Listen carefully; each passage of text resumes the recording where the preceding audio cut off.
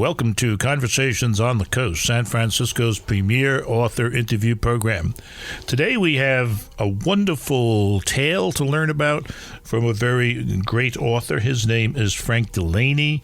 The title of his new book is Simple Courage, A True Story of Peril on the Sea. Thanks for stopping by. My pleasure. You know, as I read this book, I see three main characters. One, of course, is Captain Henrik Kurt Carlson, with an E. He's the skipper of Flying Enterprise. He's an expert ham radio operator, which is very, very important to the story. He's also an amateur surgeon, having sewn back on an ear of one of his crew members on another ship. And then the second character is a mate, a 27-year-old mate or seaman by the name of Kenneth Roger Dancy.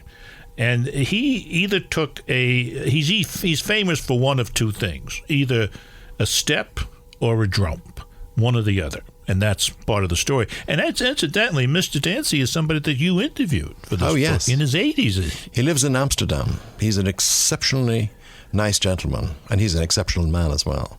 The third main character is the Storm. The Storm, which the New York Times described as a cauldron that boiled from Scandinavia to the Iberian Peninsula. And others called it the Great Atlantic Storm of 1951. And you're at great pains to let us know that what was going on here were winds at the level of Beaufort 12. And above. And above. Gusts were recorded at around 135 miles an hour. Oh, my goodness. Out on the ocean sea. In one of the busiest shipping lanes in the world, that sector of the North Atlantic is exceptionally busy. And the winds started on Christmas Eve, 1951. Horribly. Horribly. What a terrible time for them to start. And they came into the English Channel from both sides.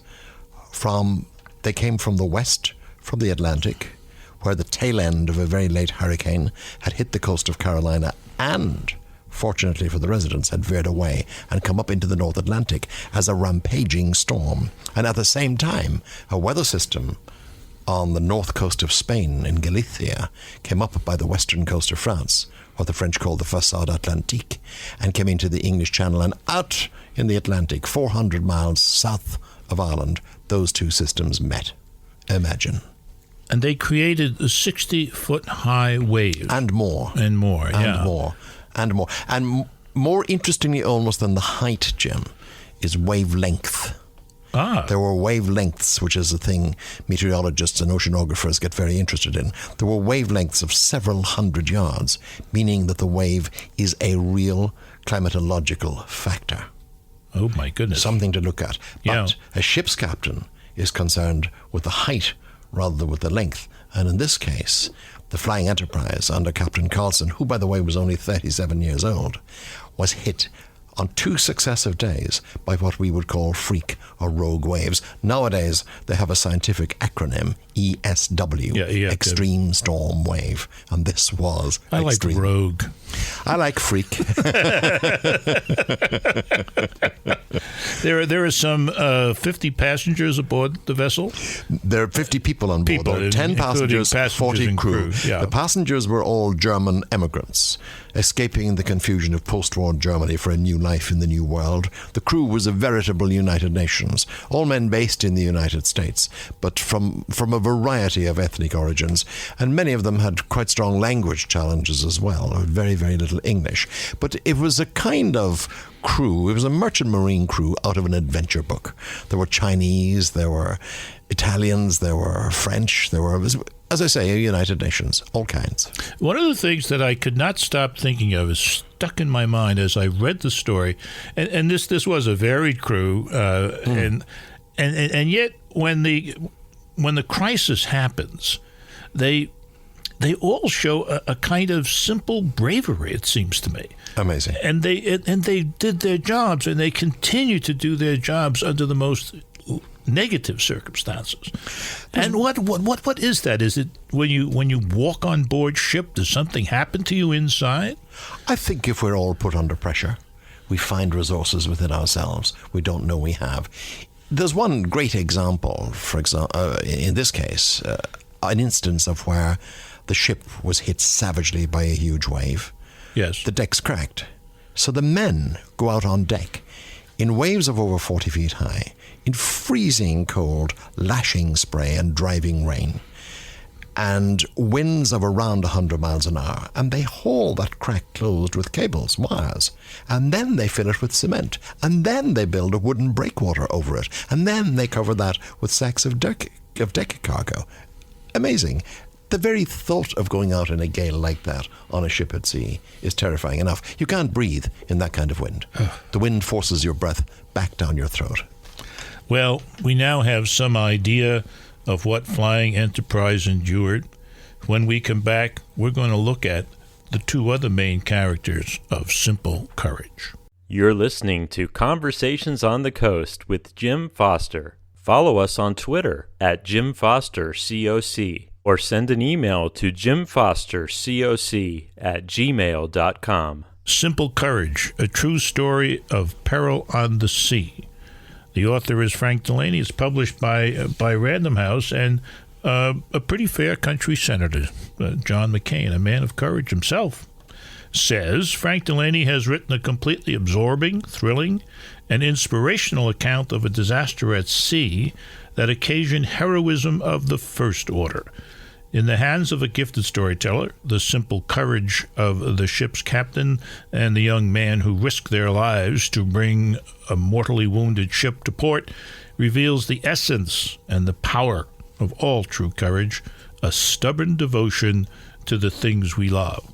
And that's where he's right on, the stubborn devotion to the things we love. We're talking about people who love the sea, who love their ships, and they ain't giving up. And who love their duty. I claim that Carlson has the right to be considered one of the greatest American heroes of all time. What he went through for no reason other than this was his job. This was his duty. He said to his daughter, "They gave me a ship to bring out, and they told me to bring it back. What was I supposed to do?"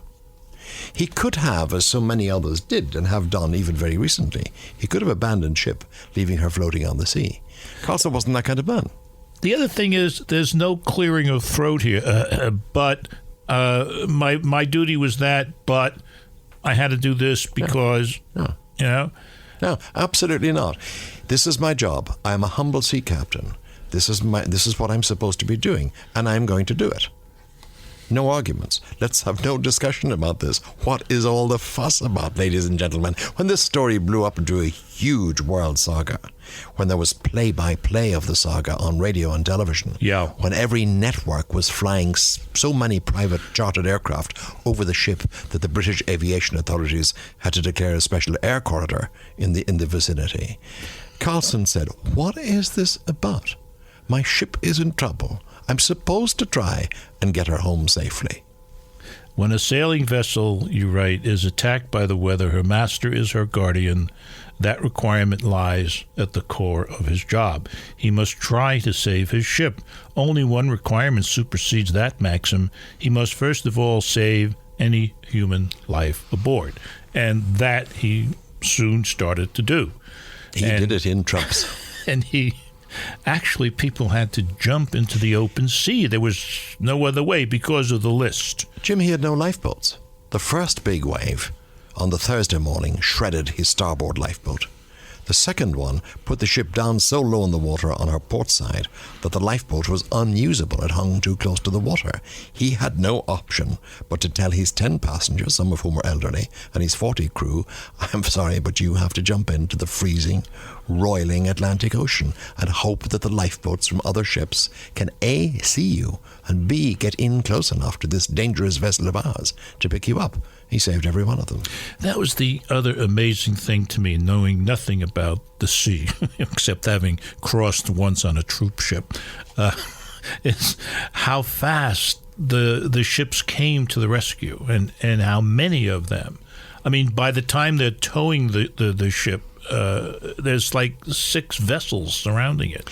A couple in front and 4 behind. And never left Carlson's side. When he sent out a mayday, when his radio officer sent out a mayday, 7 ships from within 100 miles came and steamed towards his rescue and got there by nightfall. The real problem hit him on the second day at 11 o'clock, 10 past 11 in the morning.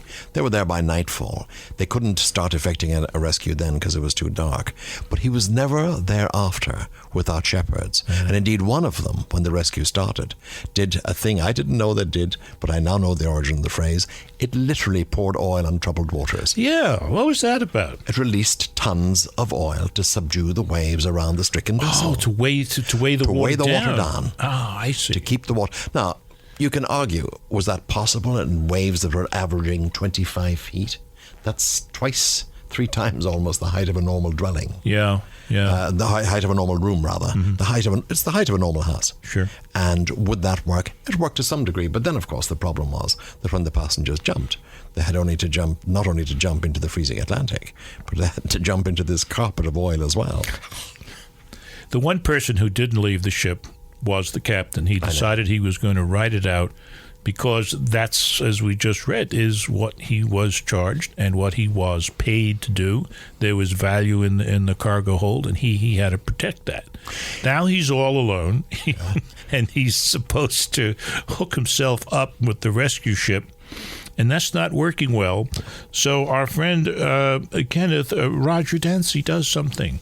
Big man, big hands, big quiet, pleasant man, sitting in his beautifully kept house on a canal in Amsterdam. And I look at him and I say, you realize, I said, that you and Captain Carlson were heroes to my generation. He said, we were no heroes. We were just 2 seamen trying to do a very difficult job. And we failed. And at a moment when the rescue ship gets very close to the Flying Enterprise, he jumps. He jumps. The stern of the tugboat has the rails removed to allow the cable to go through from the winch. Ah. And he realizes Carlson can't get the tow rope on the ship by himself. So without permission, without even telling anyone what he's doing, he runs and he leaps and he catches the railing. Simple courage does not end at sea. The story comes ashore, where there is adulation, parades, fame, and conspiracy theories. You don't want to miss that. You're listening to Conversations on the Coast with Jim Foster. Follow us on Twitter at JimFosterCoc or send an email to jimfostercoc@gmail.com. This is Conversations on the Coast. It is Jim Foster. We're talking to Frank Delaney about his new book, Simple Courage, a true story of peril on the sea. And the Boston Globe's gotten around to evaluating it. Says some nice things, vivid and forceful. Delaney has done a grand service for those who, like himself and this reviewer and this interviewer, remember being affixed by the story of the defiant captain, and he has presented an enduring story for those who encounter it for the first time. And you were saying off air that quote, negative, unquote, reviewers seem to be having a problem with the fact that this is a true story, that a man could stay on that ship for as long as he stayed on in that kind of weather. Everybody had that problem. People just didn't believe Carlson was doing this because it was his job. They said there must be something in it for him. There wasn't. I have to confess that I was old enough to follow it more closely, but the only image that stays in my mind is that photo that's repeated in the book. Yeah. That must have been on the front page of the New York Times or the news, because I was living in New York in those days. But the details. So I'm very appreciative of the book to have this story told in this grand fashion. It was a black and white photograph. The ship was on her side. Yeah. You realized she was big. The waves were still hammering her, and here was this speck at the rail on his hands and knees. And that was Carlson. He was driving this ship. You know what he did when he got all the passengers off? When he got his routine set up, his radio calls every 2 hours. He went to his own cabin and he started doing the crew's overtime dockets. I made a note of that, and I said to I can't believe this. But, in a way, that may, have helped him to stay from going insane. But that's what he was doing. He said, I'm running this ship. I'm the captain of this ship. He kept the log. He'd run out of paper. The paper was damaged by the water, so he kept the log in pencil on the ship's wall, on the wall of his cabin. And every time he took some of the beer that was all he had to drink, or some of the fruitcake, which is all he had to eat, he took them out of stores. He signed for them to his own account on board ship. He would be accountable when he came ashore, when he saved this ship. That's amazing. Amazing. That is absolutely amazing. It became a kind of circus, of course. It became a huge news story. And one day there was a plane flying over him that dropped a package. And Carlson scrambled out on his hands and knees to get this thing before it was washed overboard. And he opened it. It was a cigarette case with 20 cigarettes inside it. And inside that there was a letter from a Canadian brewer asking him to endorse his beer if he ever got off the ship alive. You imagine what Carlson, being the man he was, thought of that.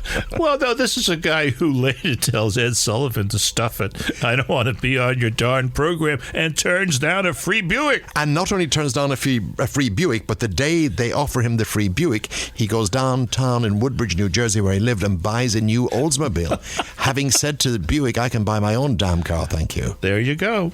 So in the aftermath, we should say this much further about the story. The ship eventually goes down. Carlson, he got her, believe it or not, Jim, from 400 miles out. He got her to within 37 miles of a safe port. Wow. He was about 10 hours away from safety. About 10 hours. And if the weather had been any better to him at any point, he probably would have made it. He probably would have made it. As the weather remained in turmoil, the ship kept taking on water. And worse and worse. More and more. But then when he came ashore, the first thing he did was he apologized to everybody for the fuss he had caused, for the problems he had created, for having lost his ship. He said that on the day of the second biggest ticker tape parade in history, excelled only by General MacArthur's. And then he refused point blank every single offer of any kind, and he killed the story stone dead by refusing to talk to anybody because he was deeply ashamed of having lost his ship. He then has to go through an official investigation from which he emerges, scarred, but not fatally so, I don't think. In the room, while the official Coast Guard inquiry is going on, they can hear the bands of his ticker tape parade coming up Broadway. He has to face them 2 days later, and then they exonerate him completely. The last words of the chairman of the inquiry were to him, "Thank you for your evidence, Captain Carlson. Go back to sea with my good wishes." Go back to sea, yeah. Go back to sea. And he does. He does. He does. Flying Enterprise 2, which he then sails to Europe. And of course it passes the spot where Flying Enterprise 1 sank. And a reporter, when he lands in Europe, says to him, "Did you sail this directly over the spot where your ship went down?" He said, "How else could I get into the English Channel?" It's the only route I know. The only route I know. You have some somewhat philosophical things to say about heroes. It kind of starts, we need heroes, but we need heroes, but we have to understand them. A hero is a man who understands fear and gets over it. A fearless man is not nearly so much a hero in my book. A hero is a man who looks at it, thinks, this is what's needed of me here. I can no longer think of myself. There are greater issues here.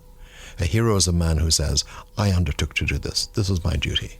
I undertook to do this job, to sweep this street, to fly this plane, to sail this ship, and I'm going to damn do it. All ego has gone away. The ego has landed. In this case. Yeah. And that is what lies at the heart of the story, told in simple courage, a true story of peril on the sea. Frank Delaney's the author. He's been with us. It's Conversations on the Coast, and I'm Jim Foster. Follow us on Twitter at Jim Foster COC, or send an email to jimfostercoc@gmail.com.